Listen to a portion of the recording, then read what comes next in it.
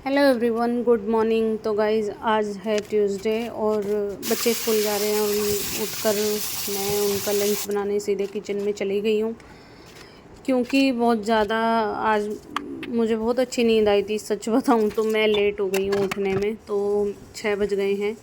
6 बजे का अलार्म था, 5 बजे से शुरू होते हैं और 6 बजे तक बजते रहते हैं। 2 अलार्म मैं भरती हूँ। तो मैं फटाफट से बना रही हूँ बच्चों के लिए नाश्ता। ये पालक पनीर का मेरे बेटे ने बोला था, क्योंकि ना मेरी बेटी तो कुछ भी खा लेती है, मेरे बेटे का बड़ा नौटंकी रहती है। उसको तो रात को ही पूछ लेता है, मम्मी सुबह कल क्या दोगे, क्योंकि उसे डर रहता है कि मम्मी ना कहीं टिफ़िन में ऐसा कुछ ना रख दे कि वो मैं स्कूल में खोलूँ और मुझसे खाया ना जाए। तो वो पहले ही पूछ लेता है। तो मैंने कहा, मेरा मन था आलू के पराठे देने का, तो मैंने कहा बेटा मैं आलू के पराठे दूंगी। तो उसने मना कर दिया, बोला नहीं मम्मा आलू के पराठे नहीं, आज आलू की सब्ज़ी दी थी। तो इसलिए मैंने कहा अच्छा बता दे तुझे क्या खाना है। तो उसने मुझे बोला था कि मम्मा मुझे पालक पनीर बना लो या पालक पनीर बना लो, कुछ भी। पनीर वो बहुत खाता है। तो पता है उसने डिमांड की 9 बजे, और 9 बजे फिर मैं वापस से गई हूँ बाहर मार्केट, मंडी गई हूँ। और मंडी पास में ही है, ज़्यादा दूर नहीं है, 1 किलोमीटर के डिस्टेंस पे ही है। तो मैं गई हूँ इसके पापा को लेके कि पालक और पनीर लेके आना है मुझे, सुबह इसको टिफ़िन में वही चाहिए। तो भाई उसकी नौटंकी हमें पूरी करनी पड़ती है, तो इसलिए मैं लेके आई थी। तो मैंने उसका पालक पनीर करके टिफ़िन रेडी कर दिया है। और गाइस ये किस किस के घर में ये टिफ़िन कौन कौन कैरी करके रखता है? मैं तो वही करके रखती हूँ, इमरजेंसी में काम आते हैं। तो गाइस अभी 12 बज गए हैं और मेरा सुबह का सारा काम हो गया है। तो सुबह का रूटीन तो मैंने आपके साथ शेयर कर रखा है, आफ्टरनून तक का मैंने आपके साथ शेयर कर रखा है। तो आफ्टरनून से आगे का क्या रूटीन है मेरा, मैं क्या क्या करती हूँ, जो घर में छोटे मोटे काम होते हैं वो सब मैं निपटा लेती हूँ। तो गाइज़ ये मैंने बेडशीट ली थी, ये सेल में होती है ना, सेल वाली मैं लेके आई थी। हालांकि मुझे बेडशीट कलेक्शन का बहुत शौक़ है और मेरे पास अच्छी अच्छी ही मिलेंगी और महंगी महंगी। तो लेकिन ये मुझे सेल में मिल रही थी और अचानक से मेरी नज़र चली गई, तो मुझे लगा कि यार अच्छा है, सब कुछ बढ़िया है और कलर बड़े प्यारे प्यारे कलर थे। तो इसलिए मैंने सोचा कि चलो एक ले लेती हूँ। और आप इनका प्राइस सुनोगे ना, आपको बिलीव नहीं होगा। ये 100 रुपये की डबल बेडशीट है। तो ये दो एक साथ जुड़ी हुई थी, तो मुझे लगा कि चलो इनको अलग कर लेती हूँ। तो आज मैं ये काम कर रही हूँ, थोड़ा मैंने मशीन रखी है, सिलाई कर लेती हूँ इनको। आपस में मैंने ये दोनों को काट लिया है, अलग अलग कर लिया है और अब मैं इनको फोल्ड कर दूँगी दोनों तरफ से। तो गाइज़ और मैं बात करना चाह रही थी कि श्राद्ध चल रहे हैं। लोग कहते हैं कि श्राद्ध में कपड़ा या फिर कोई भी शॉपिंग, ज्वेलरी, कुछ भी, मतलब कुछ भी ख़रीदना नहीं चाहिए। तो आपको क्या लगता है? तो भाई मेरा भी पहले ओपिनियन यही था, बट अभी मेरा थोड़ा थोड़ा चेंज हो रहा है। तो मुझे लगता है कि श्राद्ध पक्ष में आप शॉपिंग करना चाहो तो कर सकते हो। देखो ये अपने ऊपर है कि अगर हम मतलब रह सकते हैं 15 दिन, हम बिना ख़रीदारी के, बिना कुछ लिए रह सकते हैं, तो बहुत अच्छी बात है, आप रह लीजिए, ठीक है। लेकिन कई बार ऐसा होता है कि इमरजेंसी होती है या बहुत ज़्यादा मतलब कि नीड होती हैं चीज़ों की, तो उसके लिए क्या सोचते हैं कि यार श्राद्ध पक्ष है, नहीं लेंगे, नहीं करेंगे, जैसे तैसे, मतलब काफ़ी परेशानी होती है। बहुत लोग बहुत परेशान भी हो जाते हैं इन 15 दिन में।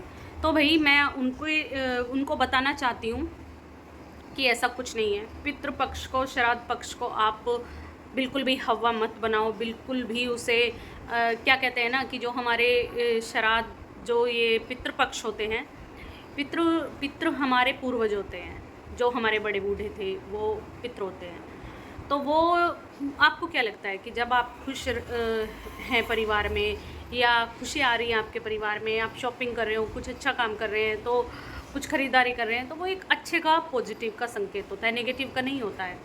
तो अगर आप ये चीज़ें कर रहे हो, आप खुश हो, तो किसके पूर्वज चाहेंगे कि आप लोग खुश ना रहो? कोई चाहता है ऐसा? कोई नहीं चाहता है। सब यही कि पितरों का तो हमेशा आशीर्वाद ही मिलता है। तो वो अगर हम खुश हैं तो वो खुश हैं, उनकी आत्मा तृप्त होती है, वो खुश होते हैं वहाँ पर। लेकिन पितरों को क्या है ना, कुछ लोगों ने भूत बला ये समझ लिया है। तो प्लीज़ उन्हें ऐसा मत समझिए। कोई भी पितृ है या कोई भी पूर्वज है, वो अपनी पीढ़ियों को नहीं चाहेंगे कि वो बर्बाद हो जाएं या फिर परेशान रहें या दुख रहें या उनके घर में कलेश रहे। कोई नहीं चाहता है, पूर्वज कोई भी नहीं ये चाहेगा कि उनके घर में उनके जो पीढ़ियां हैं आने वाली, वो सब परेशान रहे या दुखी रहे। तो भाई ऐसा नहीं है। जिनको शॉपिंग करनी है, जिनको जो करना चाहते हैं लेकिन डरते हैं, ये डर निकाल दो, बस डर नहीं होना चाहिए। आपका अगर मन नहीं है खुद से ही करने का तो बात अलग है, ठीक है, वो आपका अपना पॉइंट ऑफ व्यू है, आपकी अपनी मर्जी है। लेकिन कुछ लोग डर की वजह से नहीं करते हैं कि यार नीड तो बहुत है, परेशानी उठानी पड़ रही है, लेकिन नहीं, श्राद्ध पक्ष चल रहे हैं, परेशान हो जाएंगे, श्राप लग जाएगा, ऐसा लग जाएगा, वैसा हो जाएगा। तो ऐसा बिल्कुल नहीं है, कोई भी पूर्व श्राप नहीं देते हैं। और आपके सामान खरीदने से या आपके खुश रहने पे वो श्राप क्यों देंगे भैया आपको? तो ये बहुत गलत है, बिल्कुल गलत है।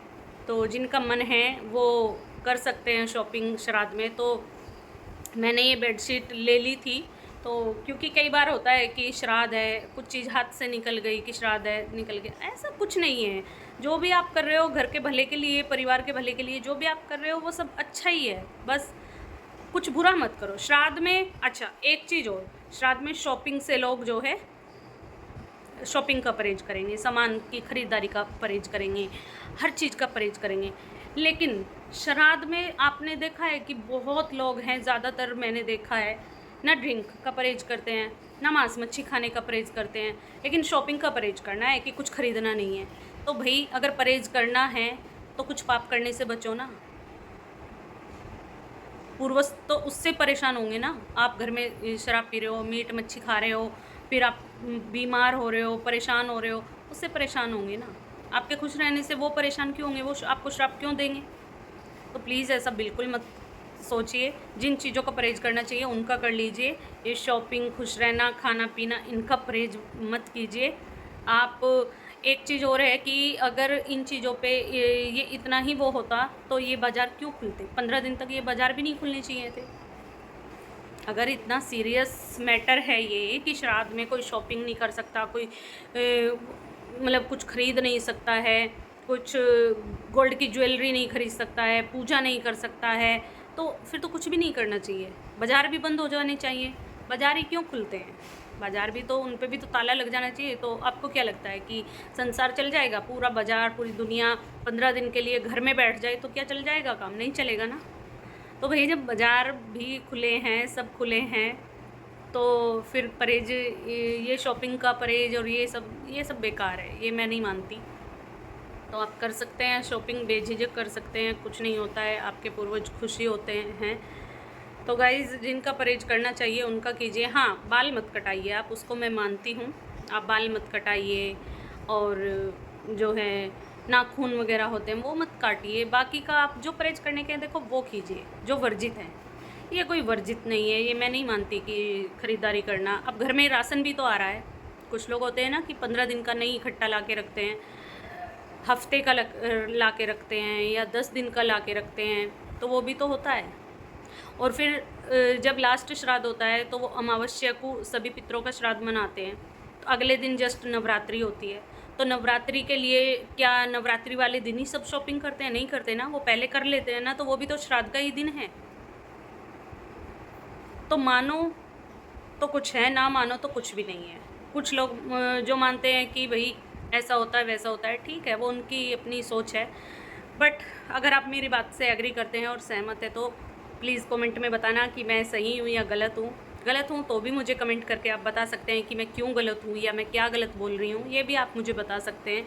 हो सकता है कि मैं गलत बोल रही हूँ, मैं ये भी नहीं बोलूँगी कि मैं 100% सही हूँ। हो सकता है मैं शायद मैं गलत हूँ, तो मुझे कमेंट करके ज़रूर बताना कि ये सही है कि गलत है, प्लीज़। तो चलो अब मैं दिखा देती हूँ अपनी बेडशीट। तो एक बेडशीट तो ये थी, ये मैंने ली है, येलो कलर की, मुझे बहुत अच्छी लगी थी। और एक आप पीछे सोफ़े पे देख रहे होंगे वो पड़ी है, वो बहुत अच्छी है, उसका प्रिंट और उसका डिज़ाइन बहुत सुंदर है, वो बहुत अच्छी है। ये 2 बेडशीट मैंने ली है और दोनों को मुझे करना है ठीक। तो क्या है कि ये भई अब 100 रुपये की हैं, तो आपको क्या लग रहा है कि ये पूरी मतलब बिल्कुल परफेक्ट आएंगी बेड पे? तो इतनी परफेक्ट नहीं आ रही थी डबल बेड पे। तो मैंने फिर दिमाग लगाया, मैंने सोचा कि ठीक है, ये इनको काट के सेट कर लेते हैं, एक दीवान की निकल जाएगी और एक डबल बेड की निकल जाएगी। तो अभी मैंने एक दीवान की बेडशीट निकाल ली है इसके अंदर से, और एक डबल बेड की, तो ये परफेक्ट हो गया है, बिल्कुल मैच।